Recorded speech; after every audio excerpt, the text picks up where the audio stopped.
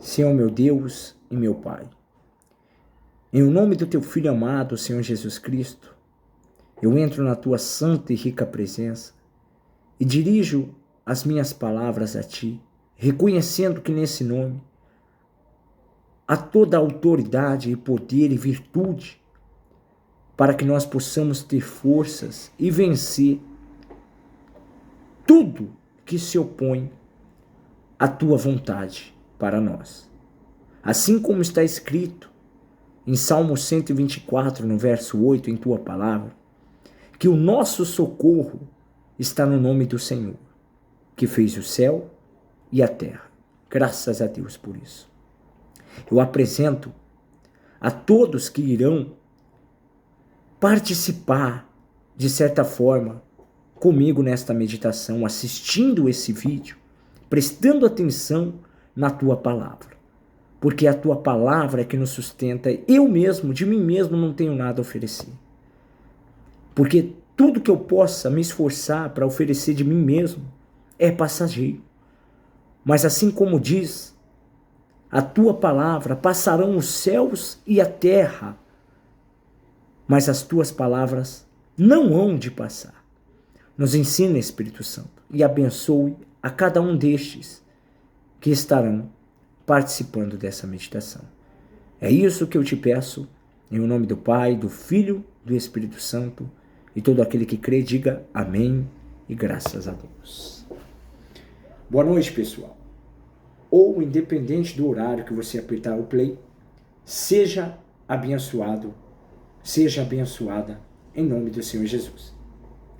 Hoje eu estarei publicando mais um vídeo, uma meditação na Palavra de Deus.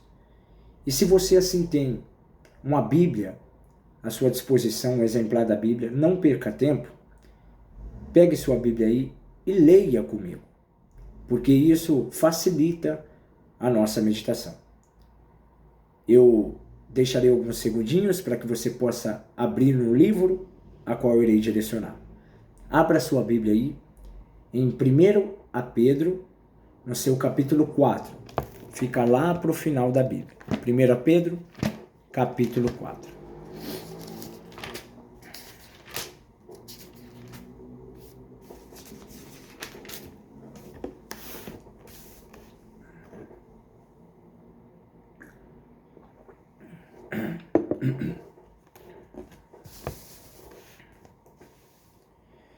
Eu espero que você já tenha encontrado. E aqui no subtítulo diz assim: abstenha-se de pecar. Então a palavra, em resumo aqui, como diz o subtítulo, vai estar falando para a gente se abster, deixar de praticar o pecado. A palavra pecado, em seu significado original, significa errar o alvo. Quando nós pecamos, nós estamos errando o alvo. E o alvo de toda pessoa que procura conhecer os pensamentos de Deus, que são revelados através da palavra, e busca também agradar ao Senhor, né, é ter comunhão com o Pai, com o Filho e com o Espírito Santo, tendo como alvo o reino dos céus, ou seja, a salvação da alma. Assim como o próprio apóstolo Paulo, ele diz dentro da palavra aqui, em algum lugar, ele diz assim: se a minha esperança em Cristo se limita apenas a esta vida, ou seja, viver apenas nessa terra, no reino deste mundo, eu sou o mais miserável de todos os homens. Por que ele disse isso? Porque ele estava apegado à palavra, às promessas de Deus. E ele sabia que estava proposto a ele um outro reino, o reino dos céus, onde todo aquele que crê, obedece, sacrifica as suas próprias vontades, os seus próprios desejos, que muitas das vezes nos distancia de Deus. Porque a nossa vontade não é a vontade de Deus. A vontade de Deus em si a mensagem central da palavra da Bíblia é a salvação. Salvação que há para nós, mas que não há para o diabo, para Lúcifer, que se rebelou contra Deus, e o que está destinado a ele é o lago de fogo e enxofre, que está preparado para Satanás e seus anjos. O lago de fogo não está preparado para nós que somos criaturas de Deus. Não. Mas é claro, o que nos prende a este reino aqui da terra, aonde jaz o maligno, é o pecado. E se nós estivermos em pecado, não se arrependemos, não reconhecemos o Filho de Deus, Jesus Cristo, como nosso Salvador, aquele que pagou o preço por nós e nos justificou diante de Deus, certamente nosso destino também, eternamente, será o tormento no lago de fogo e enxofre. É muito forte, mas a palavra de Deus é isso. Ou é sim, sim, ou não, não. E por isso, nós iremos meditar na palavra de Deus para assim se orientarmos. Então, que o Espírito Santo possa me usar, que essa mensagem fique clara, desde o mais instruído até o mais leigo, desde o mais novo até o mais velho, desde o maior até o menor, porque a palavra de Deus é para todos. Amém? Então veja o que diz em 1 Pedro capítulo 4, versículo 1. Ora, pois, se já Cristo padeceu por nós na carne, armai-vos também vós com este mesmo pensamento, que aquele que padeceu na carne já cessou do pecado. Versículo 2. Para que, no tempo que vos resta na carne, não vivais mais segundo as concupiscências dos homens, ou seja, os desejos ilícitos dos homens, mas segundo a vontade de Deus. Só até aqui por enquanto. Então, o versículo 1 já diz a respeito do que o Senhor Jesus Cristo fez por toda a humanidade na cruz. Ele padeceu na sua carne. Ele sofreu na própria pele o escárnio, a zombaria, os flagelos, né? As chicoteadas, a coroa de espinho, os pregos que transpassaram as suas mãos e os seus pés. Porque essa foi a vontade de Deus. Que o seu Filho morresse pelo mundo para que através dele fosse feita expiação, ele levasse, tomasse sobre si todo o pecado do mundo. E isso foi confirmado quando Jesus ressuscitou ao terceiro dia. Porque antigamente, na lei sacrificial, lá no Antigo Testamento, antes da vinda de Jesus, quando o povo de Deus, o povo escolhido por Deus, cometia pecados, eles tinham que imolar, eles tinham que matar um cordeiro e derramar o sangue desse cordeiro e oferecer a Deus um cordeiro sem defeito nenhum, sem mácula nenhuma, para que fosse feita a expiação, a culpa fosse tomada através daquele animal e os pecados fossem perdoados.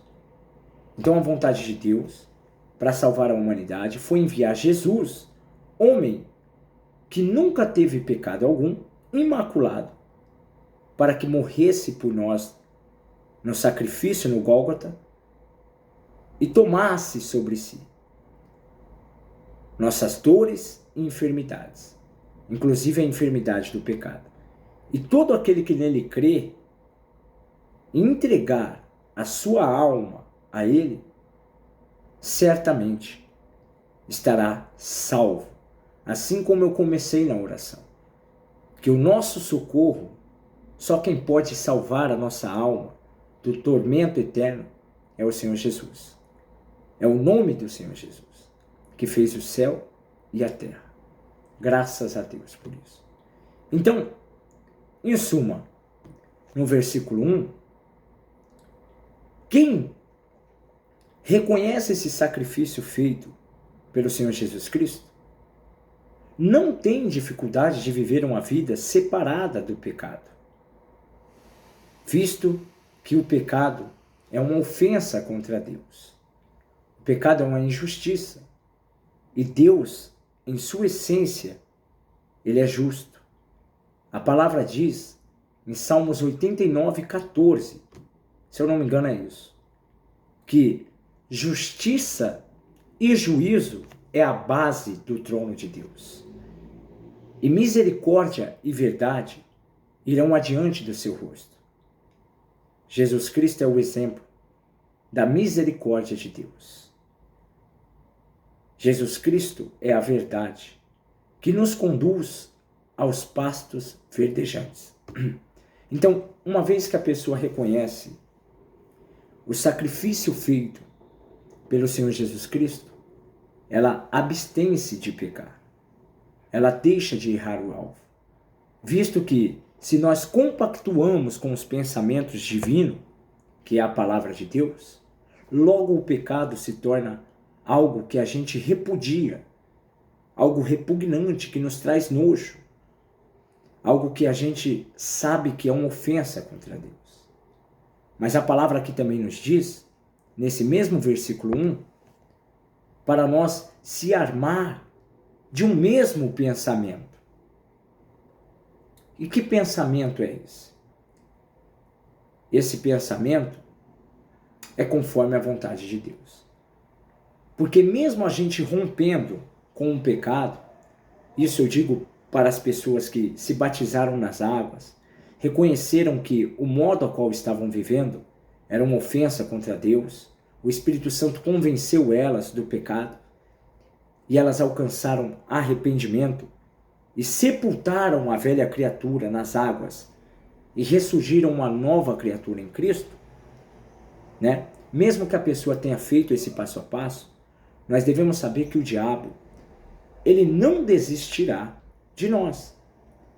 Então, dia após dia, nós seremos tentados, porque o diabo certamente vai querer nos envolver com os padrões da velha criatura a qual nós tínhamos antes e com os costumes impróprios deste mundo, deste reino a qual vivemos. Assim como você vai saber muito bem e complementar isso que eu vou falar, porque o mundo jaz em quem? No maligno, não é isso?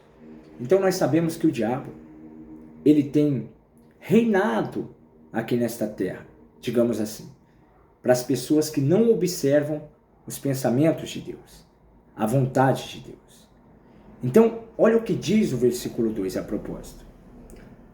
Para que, no tempo que vos resta na carne, isso está dizendo para nós, para o tempo que nós temos aqui neste mundo, o tempo que nos resta na carne, continua o versículo, não vivais mais segundo as concupiscências dos homens, ou seja, para a gente não viver mais segundo o costume, a vontade dos homens desta terra que não observam a palavra de Deus, que desconsideram a Deus, os desejos ilícitos, os desejos pecaminosos dos homens.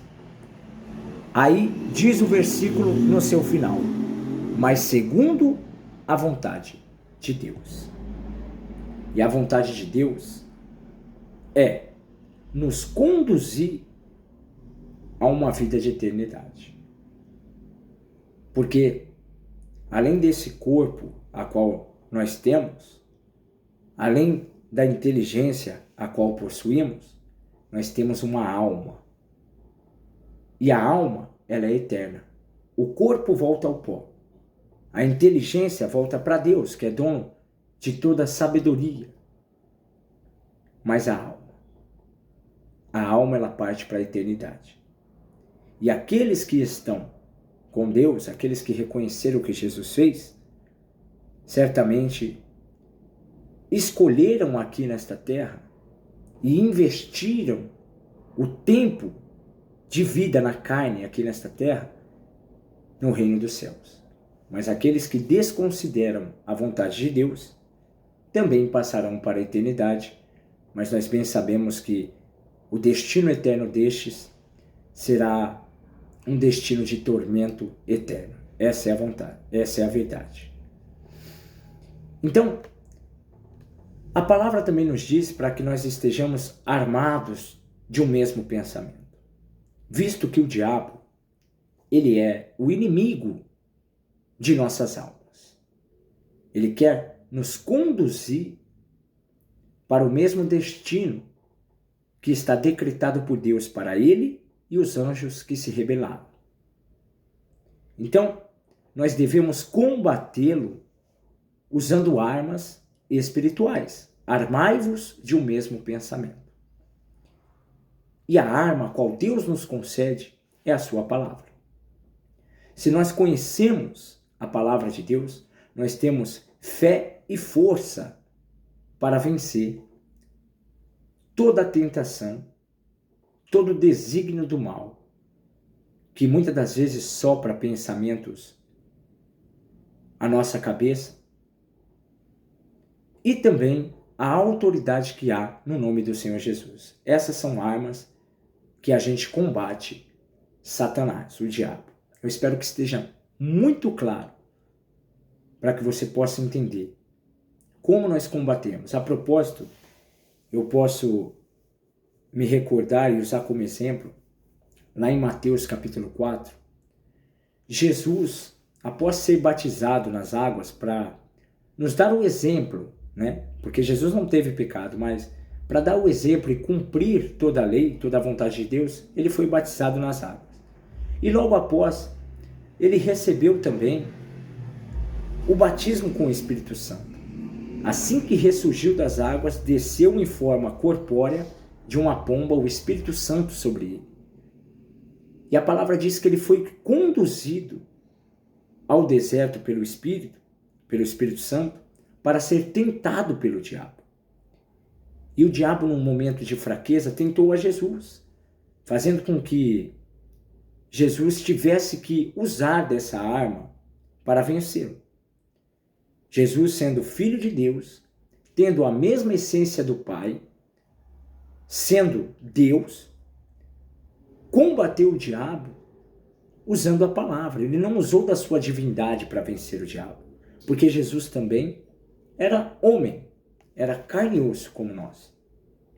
Mas ele usou da palavra, ele manejou a palavra da forma correta. E o diabo tentou a ele e disse: se tu és filho de Deus, transforma essas pedras em pães e se sacia, come. Porque o diabo sabia a fraqueza de Jesus naquele momento. Jesus estava 40 dias e 40 noites sem se alimentar. Mas Jesus, conhecendo a palavra de Deus, usou, e olha a tônica que Jesus usou. Está escrito que nem só de pão viverá o homem, mas de toda a palavra que procede da boca de Deus. E Bíblia aberta é Deus falando conosco. Quando nós oramos, assim como eu iniciei este vídeo, eu estava falando com o Pai, eu estava falando com Deus. Mas quando lemos a Bíblia, é Deus falando conosco. Lemos e meditamos, porque a gente tem que ler pausadamente, com calma, versículo por versículo, e podemos a cada vírgula extrair preciosidades. Então eu espero que todos vocês aí entendam a linha de raciocínio a qual eu estou seguindo. Aquele que quer ter comunhão com Deus deve se afastar do pecado. E você só pode ter força para viver uma vida longe do pecado meditando na palavra de Deus, praticando a palavra de Deus. E a igreja do Senhor Jesus é um lugar de acolhimento para ser ensinado. Se bem que hoje em dia a palavra de Deus tem sido disseminada, pregada por vários meios, inclusive eu fazendo esse vídeo aqui, né? E, em suma, todo aquele que quer aliar a sua vontade com a vontade de Deus, quer fazer as coisas conforme a vontade de Deus, deve entender isso que vai dizer aqui em só um minuto. Romanos, no seu capítulo 6, a partir do versículo 11. Olha só o que diz. Assim, também vós considerai-vos certamente mortos para o pecado, mas vivos para Deus em Cristo Jesus nosso Senhor. Não reine, portanto, o pecado em vosso corpo mortal, para lhe obedecerdes em suas concupiscências. Nem tampouco apresentei os vossos membros ao pecado por instrumento de iniquidade, mas apresentai-vos a Deus como vivos dentre mortos, e os vossos membros a Deus como instrumentos de justiça. Quem reconhece o sacrifício feito pelo Senhor Jesus, logo não passa a ter outro objetivo de vida do que agradar ao Senhor, com atitudes, com exemplos de arrependimento e justiça, tendo em mente, sabendo aproveitar o tempo, pouco tempo que resta aqui nessa terra, sabendo que a vida é curta aqui nessa terra. Nós nascemos, crescemos, envelhecemos e morremos. É um processo natural. Mas quando a alma se descola do corpo, ela parte para a eternidade. Então, tendo em mente que resta pouco tempo aqui na terra, a pessoa considera que é perca de tempo viver uma vida no pecado. Viver uma vida fazendo a própria vontade e em desacordo com a vontade de Deus. E é por isso que Deus tem restaurado vidas que estavam na podridão do pecado, que estavam no lamaçal de pecado, para poder pregar as pessoas que estão dormindo espiritualmente. As pessoas que têm focado todas as suas forças aqui, neste reino, neste mundo, e não estão investindo para a salvação da alma. Está dando para entender, pessoal?